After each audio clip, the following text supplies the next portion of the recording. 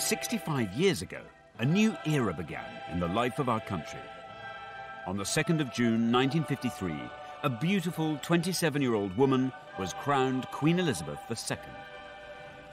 It felt like a new era because there was also a kind of sense of romance about it. All the years of privation had passed, and this was a moment to celebrate. The coronation was momentous for another reason. This ancient ceremony was being filmed for the first time. 1953 marked a historic moment when film and television brought monarch and people closer together for the first time. It was as if we, the viewers, were actually in Westminster Abbey witnessing the coronation with our own eyes. It was the moment that the Queen became our Queen. Not only that, this was also the era of home movies, even for the royal family. The Queen's passion for filmmaking caught on across the nation. People filmed their own local celebrations, creating priceless records of an historic day. We've scoured the archives across the UK to find the very best footage. As you'll see, the joy of this thing just shines out of the screen. To celebrate the 65th anniversary of the coronation, we're going to see these amazing films and hear from royal insiders who played a crucial role on the Queen's big day. I remember how glamorous the Queen looked, this radiant figure. The Queen turned round and said, "Shall we go, girls?" 1953 marked the beginning of a new and closer relationship with the royal family. This was the Queen's coronation, but it was also the people's coronation. In my eyes, it was wonderful and the most spectacular day of my life.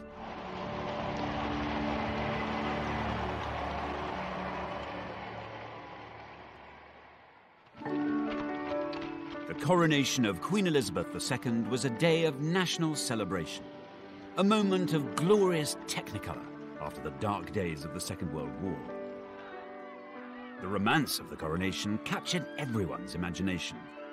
Actor Michael Crawford was 11 years old at the time. This brought our country together. It's very stirring and moving and brings out great pride. This is ours. It's our Queen. Michael was so excited that he made his own scrapbook, painstakingly recording each coronation detail. Everything I could find in the newspapers, I cut out. Beautifully done. It was obviously a passion. Look, that is pure Hollywood. But that is my favourite photo. This was the beginning of this amazing dedication of her life to this country. But this moment of national euphoria followed a moment of profound national sorrow. The heart of the nation stops. The flags lower in tribute as the news spreads. The king is dead. King George VI's unexpected death, at the age of only 56, sent shockwaves across Britain and the Commonwealth. The news was greeted with dismay, as far away as Trinidad in the Caribbean, where broadcaster Trevor MacDonald grew up.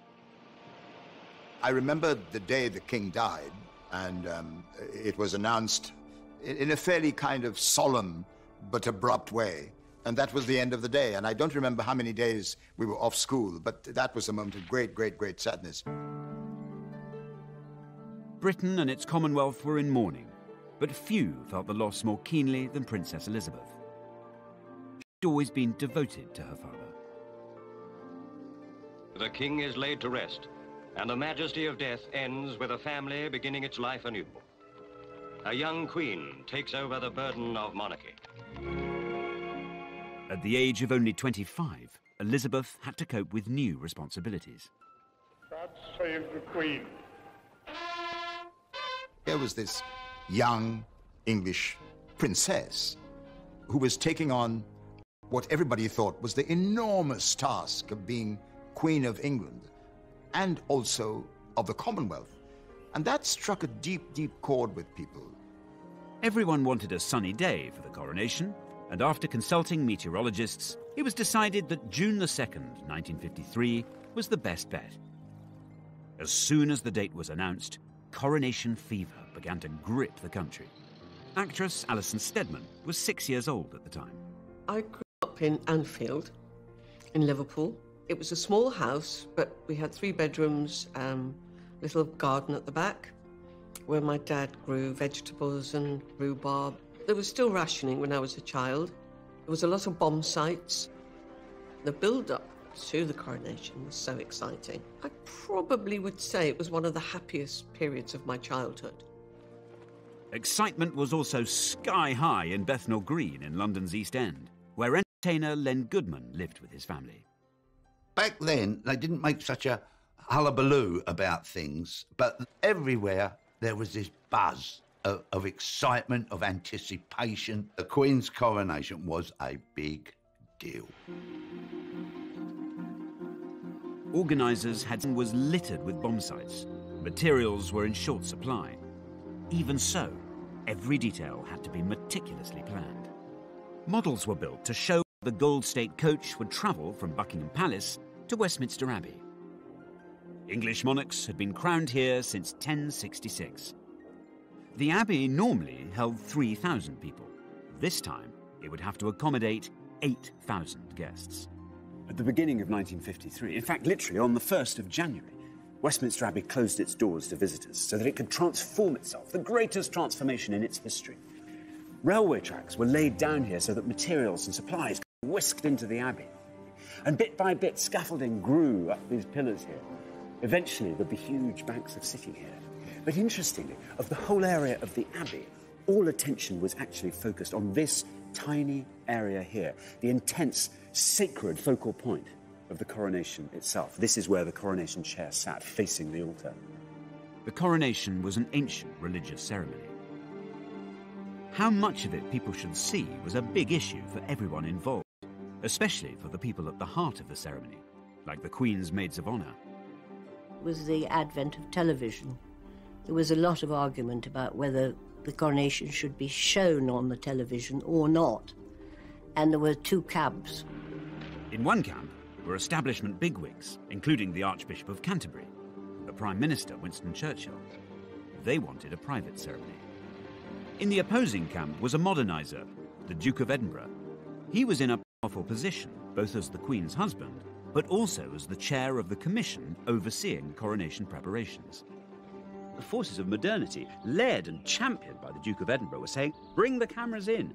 We have to shed light on this. We have to share this celebration, not just with Britain, but with the rest of the world. The Duke of Edinburgh understood the power of film and television. In 1951, he'd even appeared on the big screen himself.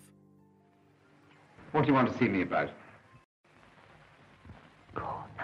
He'd used the power of film to campaign for playing fields for inner city children. Well, come on. What is it? For months, the arguments raged, but eventually, the Duke won the day. The coronation ceremony would be filmed for the first time.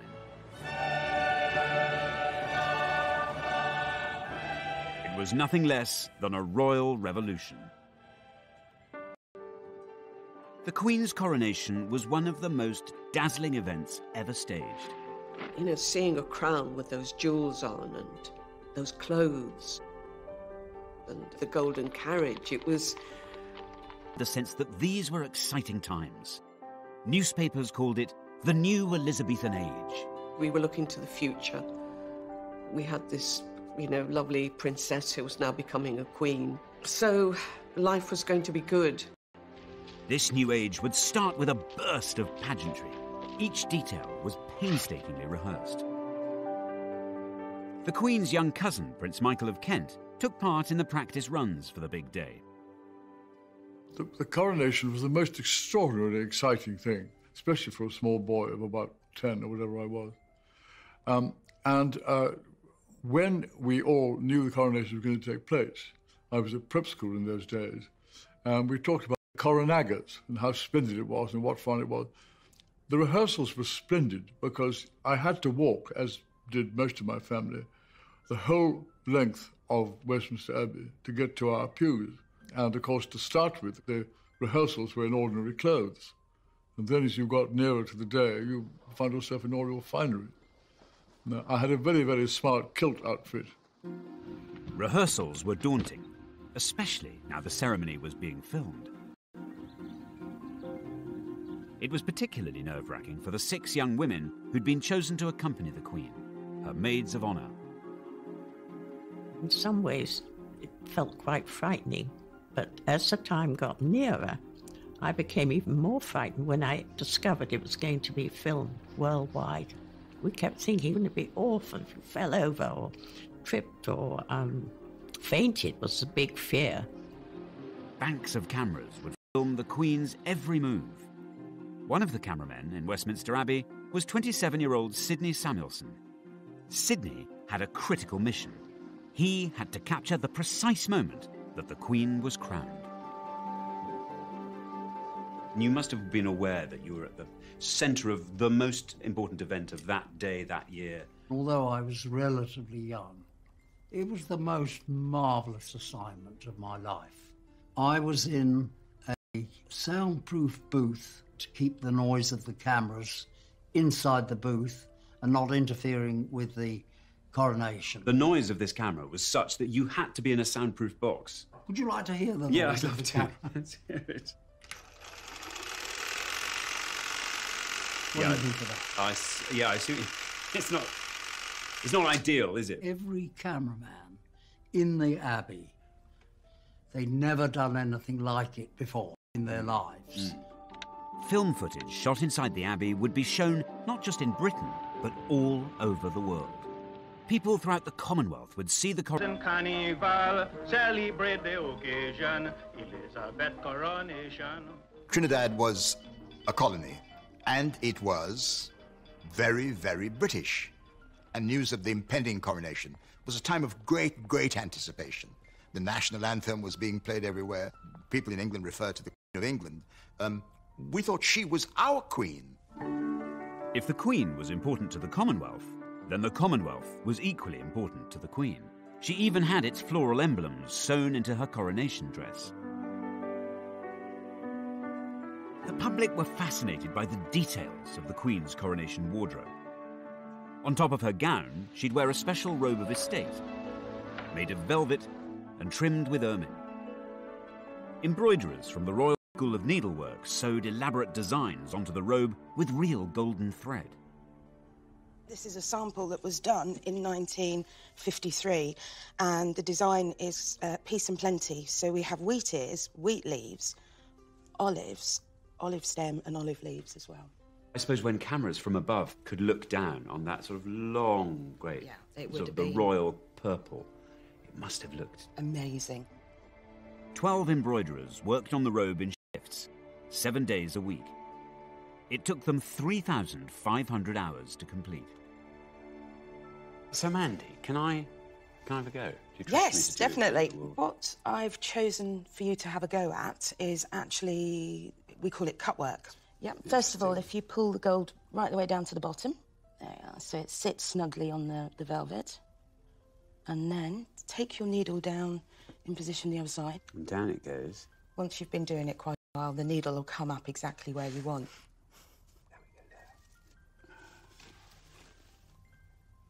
I'm not going to pretend I'm not thrilled with that, Mandy. It was good, actually. Yeah, you got it in the right place first time.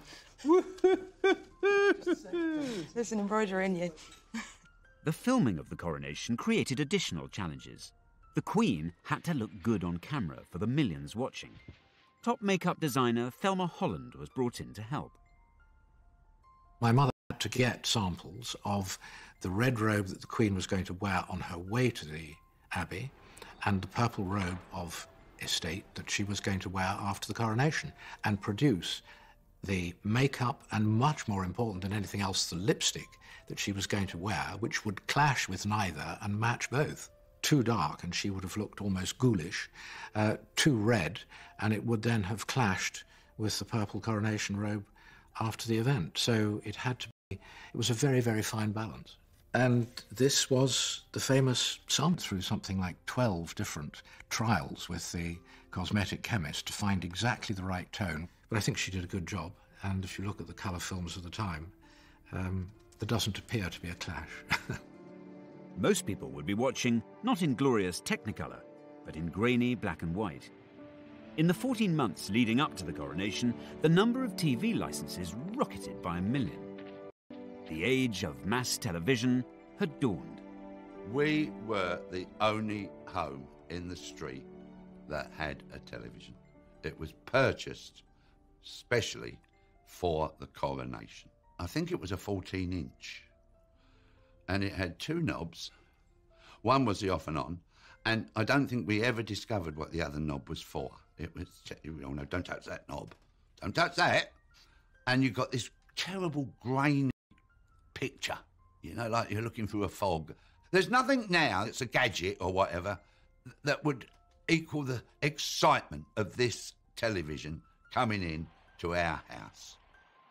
Other newfangled devices were capturing the imagination. As Coronation Day approached, home movie cameras were all the rage. People began filming the build-up to their local celebrations. And there now exists a fabulous archive of films from up and down the country. I've looked at scores of them, and I think this one from Aberfan and Merthyr Vale in Wales is my favourite. It just has such an exuberance about it, such eccentricity. I mean, in some places, it's just plain odd. But apart from anything else, the heart of the thing just shines through. It's wonderful.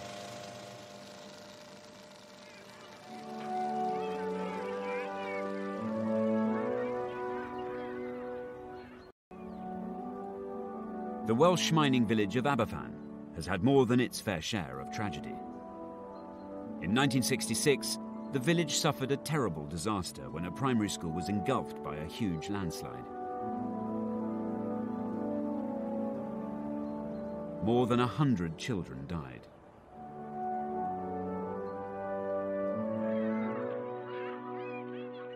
But the Coronation film is a record of an earlier and happier time. Well, I think I might have found a couple of people who actually appear in the film. So I've come here to Aberfan to talk to Chris and Eileen, who are going to tell me a bit more about this place. But also, I really want to get the inside track on what exactly happened, what it was like on that wonderful day of celebrations back in 1953. I'll go for this. Hello. Hello. Are you Chris? I am. Hello. How do you do? I'm Alexander. Thank you. Lovely to meet you. So why do you think everyone was so excited? What was it that you were excited? Was it everybody coming together, or was it... Oh, it was lovely. And everybody decorated their windows, and there was a competition for that. And everybody put flags up. And the comical thing was that we saw some really funny ladies. And in the middle of a couple of the lines, they'd put their big bloomers up. In the middle. What, in the bunting? Yes. You'd have triangle, triangle, triangle, bloomers, triangle... You'll never... And everybody used to be laughing. And it was really funny, you know. We had a lot of fun. And there was the Queen. I was an attendant to the Queen. Our local farmer, Donald, he gave us he drove the tractor and they decorated it beautiful. And we'd go around Aberfan on it. It was lovely. What's so lovely is you've got this beautiful carriage being driven by the tractor. Tractor. As we were going down through Aberfan, everybody'd be out there, there'd be hundreds of people, and they'd be all clapping and cheering, and we'd be all waving. But I think that's a lovely way community works, actually, because these celebrations were going on up and down the country, so every different community had a kind of link to what was happening in Westminster Abbey. Yeah, it was lovely. You was like felt if you were there anyway, weren't you? Really, you felt if you were. Exciting. If you know, the only thing was missing was her. Yeah. By June 1953, the build-up was over. The great day had arrived. Can you imagine what must have been going through the mind of this young 27-year-old woman on the 1st of June 1953, the coronation now just hours away? Because behind all the pomp and the pageantry was a very simple, very solemn ritual that would be enacted. It would mean that the young woman who walked into the Abbey behind me would then emerge as Queen Elizabeth, forsaking normal family life with her 2 young children, a young husband, and dedicating herself to country and Commonwealth. And as if that weren't enough, doing it in the most visible and public way imaginable. Millions waited with bated breath for a day of pageantry, the like of which the world had never seen. Just like Christmas, but more so, really. It was like Christmas with knobs on. The 2nd of June 1953, Coronation Day, had arrived. But not for the first time, or the last. The weather forecasters had got it wrong. Well, wouldn't you know it, the 2nd of June 1953 dawned chilly and wet, but that was never going to dampen the spirits of the 30,000 people who'd camped out throughout the night in order to catch a glimpse of the Queen the next day. And then throughout the morning, hundreds of thousands of others flooded into London, because by mid-morning there were 3 million people here in central London to witness this event for themselves. And then kings and queens and 750 broadcasters were broadcasting in 39 languages to take the event global. For millions of children, the countdown was over. From the moment I woke in the morning, it was exciting. It was like, oh, hurry up, hurry up, hurry up. You know, we want the party, we want the games, you know, we want to watch it on television. One group of children had an extra reason to feel excited. Choristers from St. Paul's Cathedral were singing in the coronation service. The boys would be in the Abbey for 7 long hours, with no chance even to nip to the loo. We were given sandwiches, and they were peanut butter and marmalade in the same sandwich. So hang on, and these were partly to keep your pangs of hunger at bay, and also somehow to block you up. Well, mind you, we did have cast iron bladders in those days, I think. I'm certain you did. Scaffolding pipes came in very handy with our feeding, because, of course, we had banana skins, didn't we? Of course, you just feed them down. We just dropped them down the scaffolding. You didn't? Yes, we did. God. Yes, even you And he was meant John, to be head boy, I'll have you know. The coronation was now only a few hours away. In Buckingham Palace, the Queen was making her final preparations. Royal makeup designer Thelma Holland was with her in the palace. The Queen said to her, "It's such an important occasion for me that I would rather that the least number of people should be fussing around me before I go off to the Abbey. Do you think I'm capable of doing my own makeup?" And my mother said to her, "Yes, ma'am, I'm sure you're perfectly capable of doing it." And the Queen then said to her, "I would like you to be here just in case." She did her own makeup for the coronation. I think it was such a momentous occasion for, what after all was a young woman. And the idea that she had a moment to herself on her own would have been extremely important to her. By 9 o'clock, coaches were assembling at Buckingham Palace to take the great and the good to Westminster Abbey, including Prime Minister Winston Churchill. The Queen's young cousin, Prince Michael of Kent, was waiting with his family at the palace. It was a foul day. It rained the entire day long. It was cold, it was miserable, it was wet. From our point of view, it was a wonderful opportunity to have a very large assembly of cousins who came from all over Europe. My mother, Princess Marina, and my sister, Princess Alexandra, and my brother, the Duke of Kent. All 4 of us who were doing the street lining were very impressive, because it was it's quite a long way to Westminster Abbey from Buckingham Palace. There was an enormous crowd, and they had periscopes, a lot of them, which were strange-looking devices, where you looked through a viewer, and you then went up, and there were just 2 mirrors, one there and one there, and you could look over the heads of the people in front of you and see what was going on. And so you had a forest of these rather strange-looking things, which were sticking out from the crowd. 3 million spectators lined the coronation route. In the crowd was actor Michael Crawford, who was 11 years old at the time. Huge numbers of people. Yes. Do you remember that? So where did you watch the... We went to the Mall. Oh, you were there? Yes, just here. Just here. At the foot of these steps on the Mall. Yeah. And you see thousands of soldiers, and it's the pageantry and the uniforms, the regalia, and the noise of horses walking by, and people's kindness of helping kids to see. Policemen were lifting them up and holding people, and there was this extraordinary spirit. As throngs of people on the streets of London strained for their first view of the Queen, millions more gathered in living rooms to watch the greatest live broadcast ever seen. All the kids were sitting on the floor. Then my nan and all those oldie ones, they were in chairs, sitting round. All the mums and the dads were standing There was people looking through the doorway. So, to millions of viewers in Great Britain and Western Europe came pictures of a ceremony and a scene which they will never forget. It was mesmerising.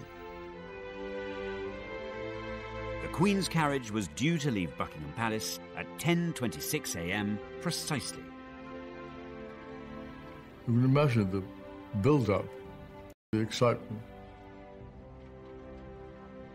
A great deal of hustle and bustle and fiddling around and making sure things were put on the right way round. And I remember how glamorous the Queen looked, this radiant figure. The Queen travelled to Westminster Abbey in the Gold State coach. It weighed a mammoth 4 tons and had been used in every coronation since George IV's in 1821.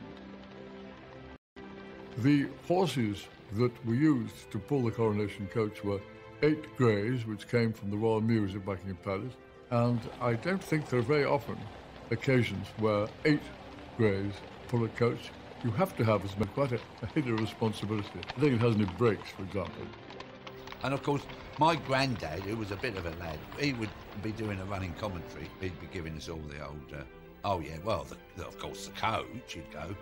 Yeah, the coach, blimey. That coach had been around for 5,000 years, and he'd give it all that, didn't know anything, really.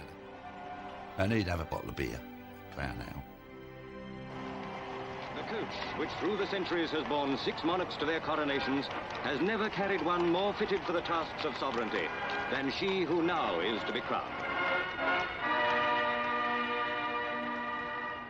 Waiting at the entrance to Westminster Abbey were the 6 young women who had helped carry the Queen's coronation robes, the Maids of Honour. I was one of the ones to take her out of the carriage when she got to the Abbey, and she didn't appear to me to be in the least bit worried. The Queen turned round and said, "Shall we go, girls?"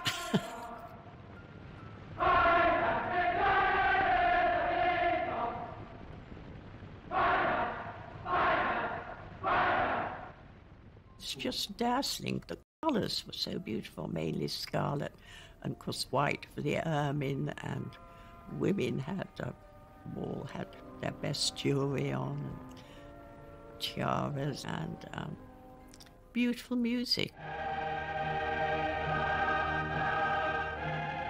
And whenever I hear that music, I feel, pricking in the eyes and catching in the throat.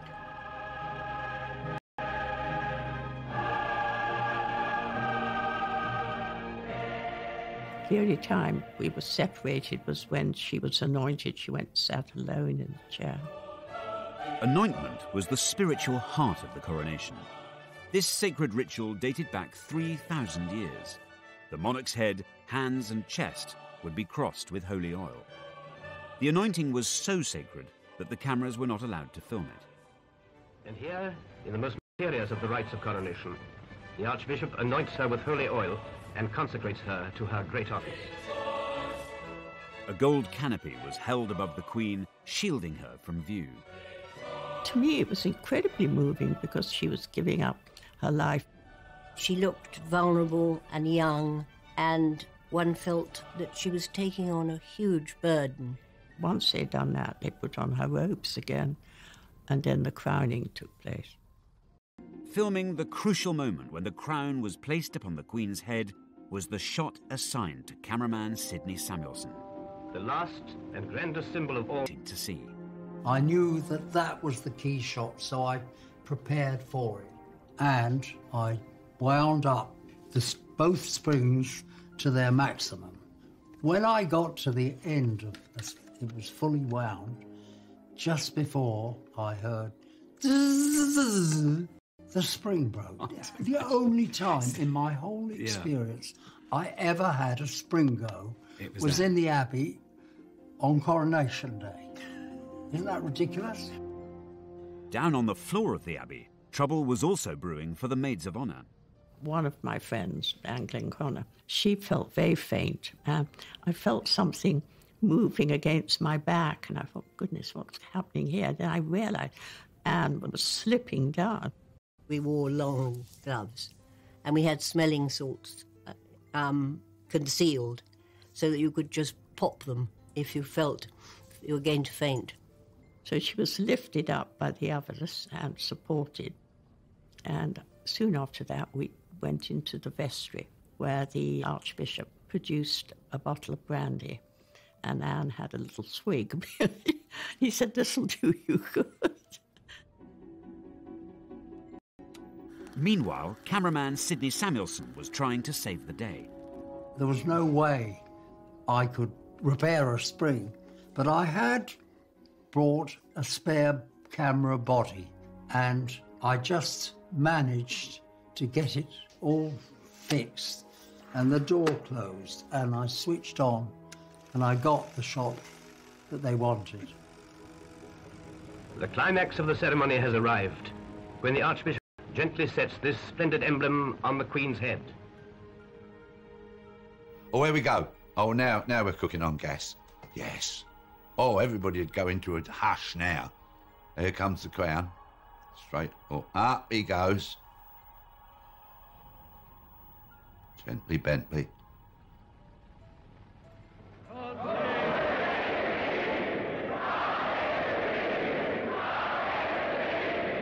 And the trumpets sound.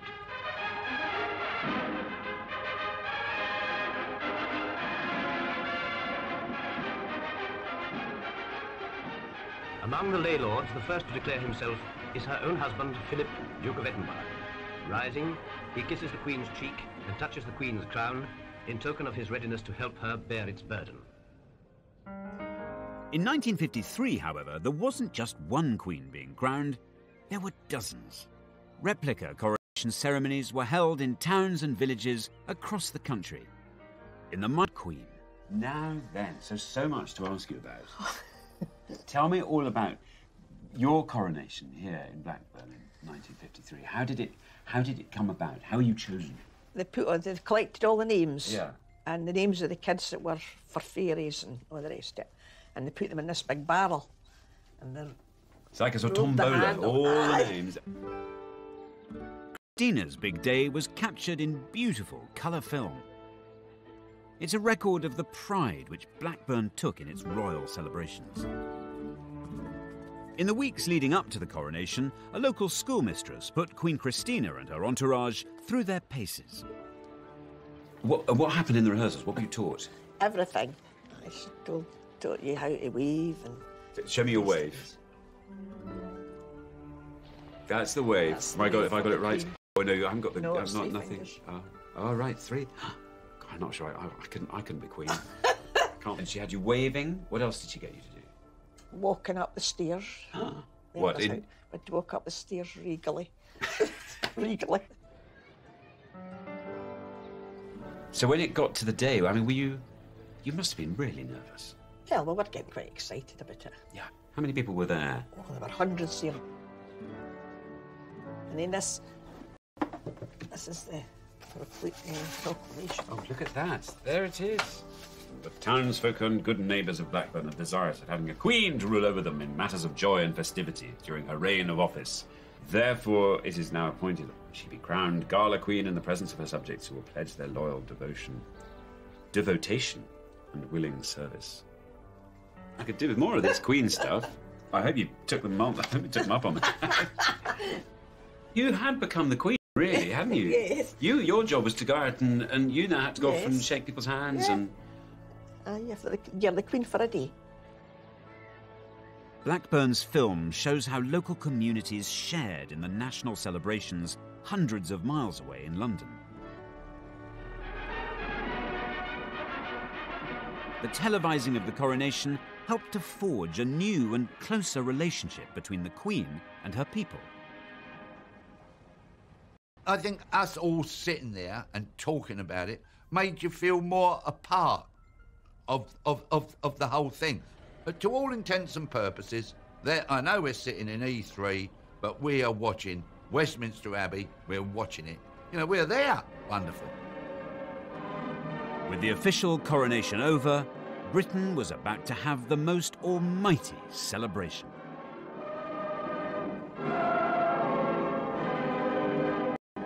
she was a pretty young English rose. And to watch this new age come into being with the coronation of the Queen was a moment to celebrate. It was a wonderful day and a wonderful occasion, and amazing to think we're here all these years later. The coronation of Queen Elizabeth II took a mammoth 3 hours. But by early afternoon, the ceremony was over. She was smiling like anything. She was thinking to herself, well, that's a job well done. She had every right to think that because she had done a wonderful job. And there was a moment where she takes off the crown, which weighs an absolute ton, and she put it on the table. And Prince Charles, who was then about 4, came running across from the other side of the room, saw it lying there, and tried to pick it up. Luckily, a lady in waiting swiftly moved in, took it away from him, put it higher up, because he could easily have dropped it. Now, to delight the thousands below, the Queen and her family step onto the balcony. And we went out on the balcony, and the cheering, I've never forgotten that. That was extraordinary. If you look to the right or the left, everybody was cheering, and some people were crying with joy. I mean, there was a real kind of feeling of euphoria, but we were all rejoicing.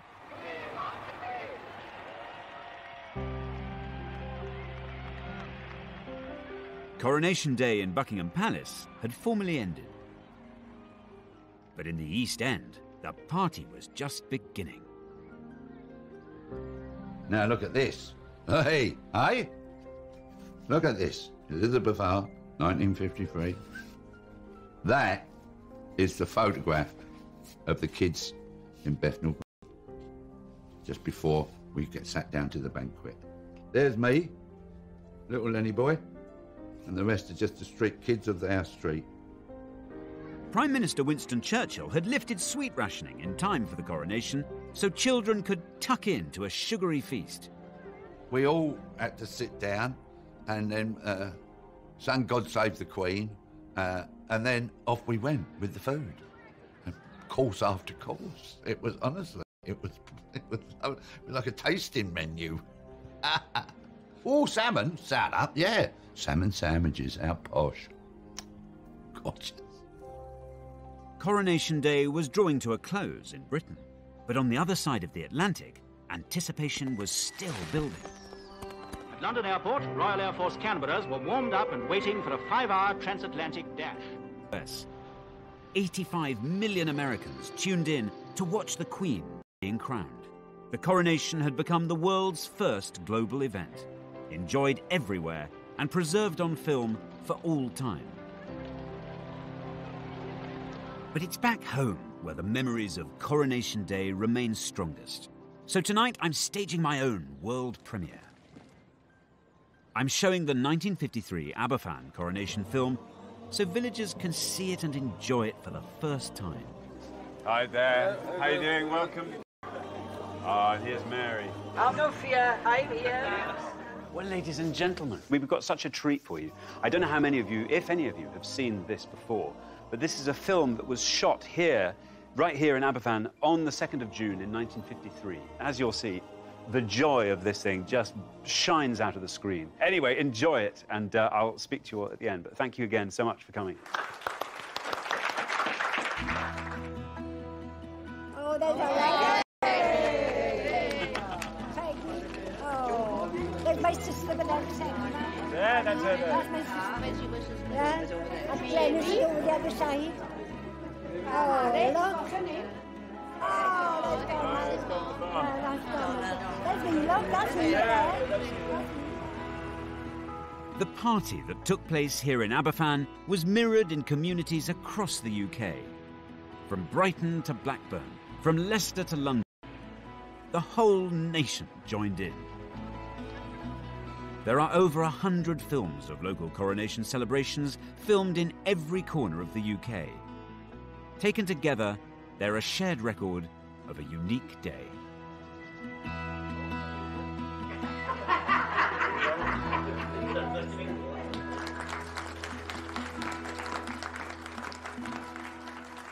Now, splendid, solemn and glorious though everything happening in Westminster Abbey was, it occurs to me that something even more magical was happening up and down the country. Communities were taking this as their signal, just to fling their souls into something so joyous, unabashed joy, of a kind that you still feel the warmth emanating down the years. It's 65 years later now, and of course the world has changed. But one thing I've found up in Blackburn, here in Aberfan, is that that strong sense of community that was brought alive by events such as the Coronation is still alive and strong, and that is surely something to celebrate.